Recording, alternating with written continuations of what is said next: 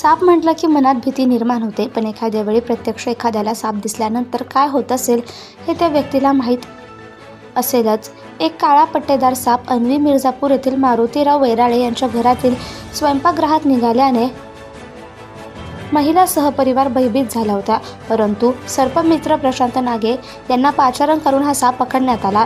तसेच या सापाबद्दल प्रशांत नागे यांनी संपूर्ण माहिती दिली आणि हा साप विषारी नसून बिनविषारी आहे. तसेच कशा पद्धतीचा साप हा विषारी सुद्धा असू शकतो, परंतु तो कसा ओळखावा त्याची पूर्ण माहिती परिवाराला आणि इतर उपस्थित ग्रामस्थांना सर्पमित्रांनी दिल्यामुळे ग्रामस्थांच्या मनातील भीती दूर झाली. त्यासोबतच या सापाला दूर जंगलात सोडून जीवनदान दिलं.